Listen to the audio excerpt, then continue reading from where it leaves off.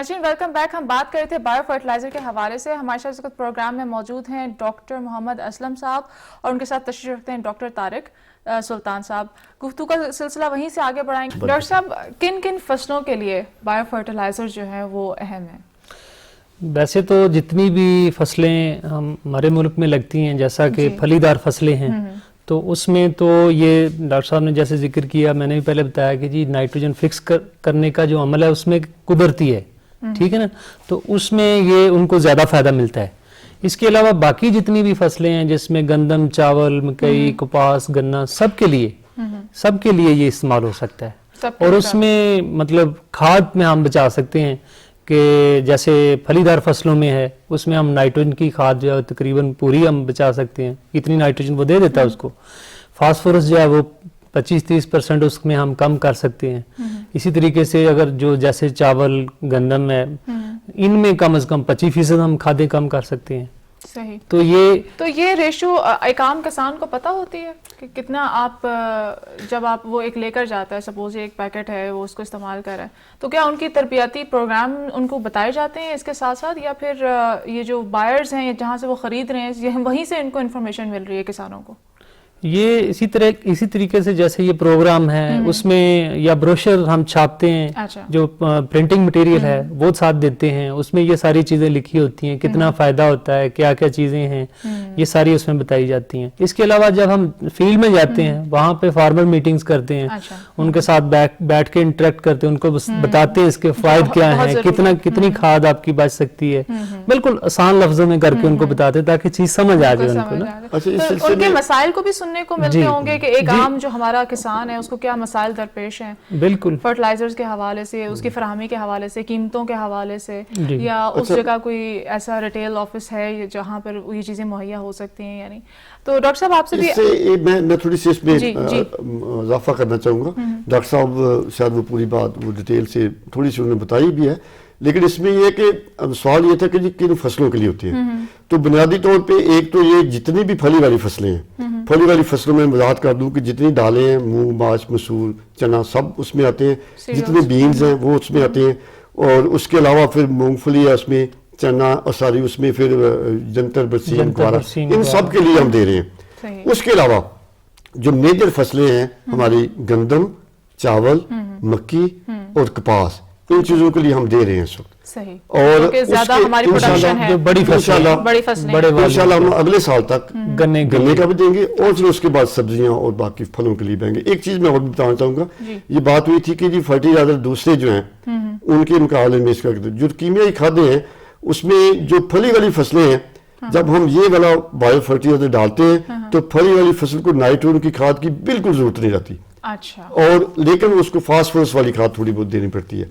उसके मुकाबले में गंदम, मक्की, जो चावल जो हैं, जो फली वाली नहीं है, एक तो उनकी पैदावार बहुत ज़्यादा होती है, उनको खुराक बहुत ज़्यादा चाहिए।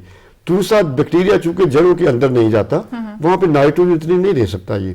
तो उन फसलों में हम ये कहते हैं कि जिम्मेदार जितनी भी पहले खाद डालते हैं वो उसका चौथा हिस्सा या इन कुछ केसेस में वो 40%, 50% भी उसमें कम कर सकते हैं, बाकी की खुराक ये दे सकते हैं। लेकिन मैं यहाँ पे वजाहत करना चाहूँगा कि गंदम, चावल, मक्की वगैरह जो है फसलें या जो कपास है, उनमें सारी की सारी खादों को रिप्लेस नहीं कर सकती है। एक और बात मैं इसी सवाल की तरफ आना चाह रही थी कि ये जो बायो फर्टिलाइजर्स हैं, ये क्या हम इनको एक मुकम्मल मुतबादिल कंसिडर कर सकते हैं कीमियाई खाद के हवाले से? इस स्टेज पे ये चीज मुमकिन नहीं है। इस स्टेज पे मुमकिन नहीं है। तो ये जरा वजाहत कर दें हमारे नाज़रीन के लिए कि कौन कौन सी फसलों के लिए कीमियाई खाद आपको जरूरत है और कहाँ कहाँ आप बायो फर्टिलाइजर्स का इस्तेमाल कर सकते हैं? मैं इसको दोबारा वजाहत कर देता हूँ। जी। पहली तो फसलों की वो किस्म है जो फली वाली, उसके लिए कह दिया कि उसके लिए बायो जो है ना नाइट्रोजन वाली की बिल्कुल जरूरत नहीं। फास्फोरस वाली की जहाँ पहले वो एक बोरी डालते हैं वहाँ पे आधी डाल सकते हैं। सही।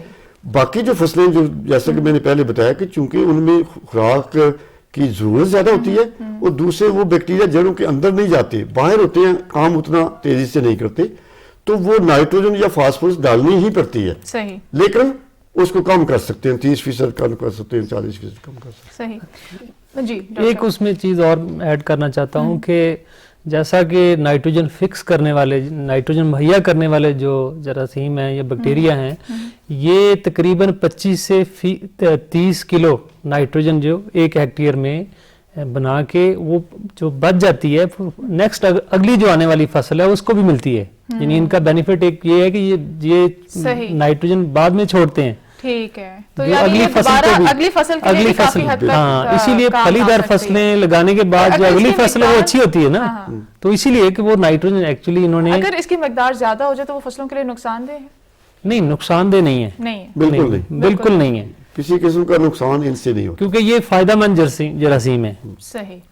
تو ایک ڈاکٹر صاحب یہ بھی بتانا چاہیں کہ یہ جو بایو فرٹیلائزرز ہیں یہ ہمیں کہاں کہاں سے فراہم ہوتے ہیں، سورس کیا ہے ان کا؟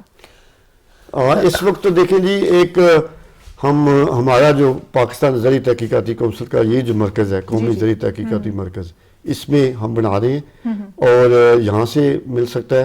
اس کے علاوہ گورنمنٹ کے کچھ اور ادارے ہیں جو فیصل آباد میں جنگ روڈ پہ 2 ادارے ہیں. ایک تو وہ جو اٹامک انرجی کمیشن کا ہے، نیاب نبجی ہے، وہاں سے ملتا ہے. اس کے علاوہ پھر وہاں پہ ایک پنجاب گورنمنٹ کا ادارہ ہے، ایوب ایگریکلچر ریسرچ سینٹر، وہاں سے ملتا ہے. پھر فیصل آباد کی جو یونیورسٹی ہے وہاں سے بھی ملتا ہے. لیکن یہاں پہ ایک بات کرنی بڑی ہی ضروری ہے جو ہمارے کسان بھائیوں کے فائدے کی چیز ہے، وہ یہ ہے کہ یہ چونکہ جو 4 ادارے میں نام دیا یہ گورنمنٹ کے ادارے ہیں، یہاں کے جو لوگ بیٹھے ہیں وہ ہر چیز کا جواب دیں. تو ہم جو چیز دیتے ہیں اس کے اوپر سرٹیفکیشن ہوتا ہے کہ یہ ہم نے چیز دی ہے، اس کے اندر اتنے بیکٹیریا یہ کام کرتے ہیں، اور اگر خدا نخواستہ نہیں کرتے تو ہم جواب دیں. اس کے مقابلے میں پچھلے کچھ سالوں سے کچھ چیزیں باہر کے ملکوں سے آ گئی ہیں، اچھا، جن کے اوپر کسی قسم کی کوئی سرٹیفکیشن نہیں، کوئی مور نہیں، کچھ نہیں، پتہ ہی نہیں ان میں کیا ہے. اور کچھ لوگ ان کا کاروبار عام جگہوں پہ کرتے ہیں اور بہت ساری دفعہ ان کا فائدہ نہیں ہوتا، پھر وہ ذمہ دار بھائی ہمارے سے رابطہ کرتے ہیں. ان کی اویلیبلٹی کسانوں کے حد تک کتنی زیادہ ہے؟ کچھ آپ نے اس کا کوئی ریکارڈ چیک رکھا ہوا ہے کہ مطلب زیادہ کسان آپ لوگوں کی پروڈکٹ کو زیادہ بائی کر رہے ہیں، یا وہ ان کی قیمت کم تو نہیں ہے تو کوئی ان کی طرف تو نہیں زیادہ جا رہے؟ دیکھیں اس میں 2 چیزیں ہیں. پہلی چیز تو یہ ہے کہ ابھی تک ان ساری چیزوں کا استعمال بہت ہی کم ہے. اتنا کم ہے کہ ہمیں خود بھی احساس ہوتا ہے کہ جی ہم بہت پیچھے رہ گئے. ہمارے ارد گرد کے ملکوں میں بھی بہت زیادہ استعمال ہو رہا ہے. ہمارے ملکوں میں یہ ٹوٹل جو ہماری زرعی زمینیں ہیں ان پہ صرف 1% سے بھی زیادہ نہیں ہے ابھی تک ان کا استعمال. 1% سے.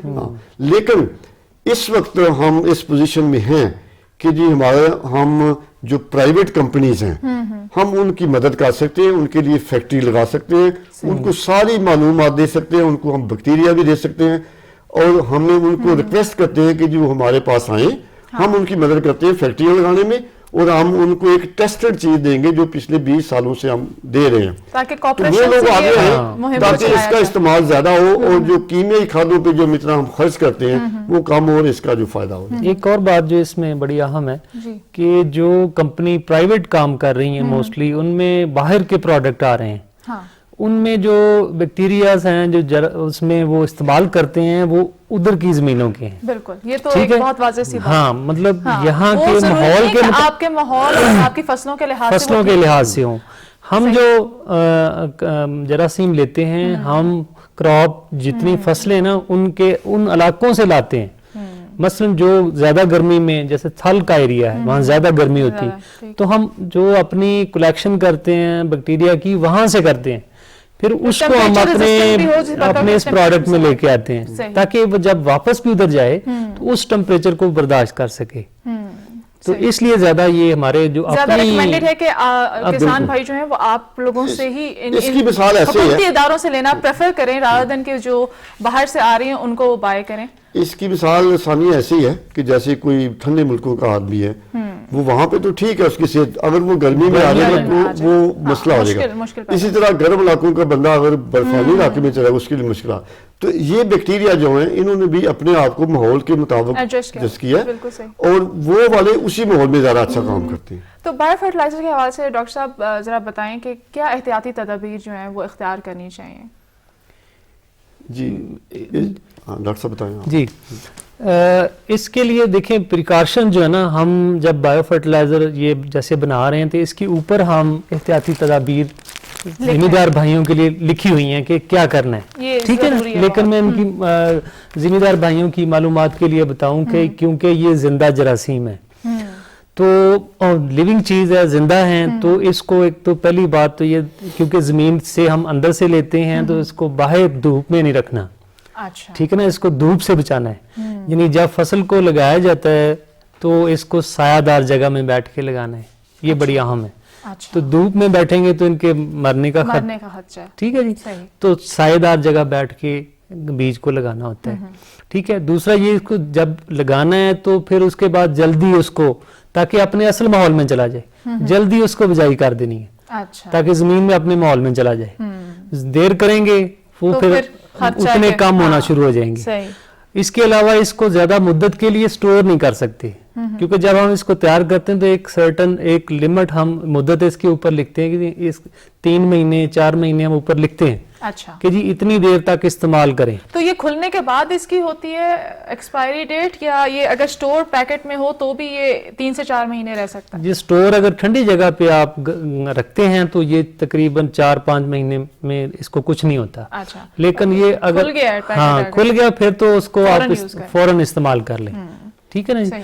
تو اس کو یہ نہیں کہ آپ اگلے سال کے لیے ویٹ کریں گے جی اگلے سال استعمال کر لیں گے, کہ سٹاک پڑا ہوا ہے تو اس کو ہم ہاں اگلے نہیں, سال یہ وہ اپنی فصل کیمیکل نہیں ہے جیسے ہاں. کیمیکل کیمیائی کھاتے ہیں, یہ تو زندہ ہے. یہ زندہ اب جراثیم میں ہے. تھوڑی سی وضاحت کر دوں, ڈاکٹر صاحب نے ٹھنڈی جگہ کا کہا ہے, تو وہ ہمارے کسان بھائی یہ نہ سمجھ لیں کہ جی وہ کہیں فریج میں نہ اس کو رکھ دیں یا ڈیپ فریزر میں نہ رکھ دیں, جی جی. اتنی زیادہ ٹھنڈ سے بھی وہ مرتے ہیں. تو بیسیکلی یہ ٹھنڈی جگہ سے مراد ہماری یہ ہے انڈور کہ ٹیمپریچر, ہاں آپ جو کمرے میں رکھیں اور جہاں پہ سامنے دھوپ ڈائریکٹ پڑ رہی ہے سیدھی دھوپ وہاں پہ نہیں رکھیں.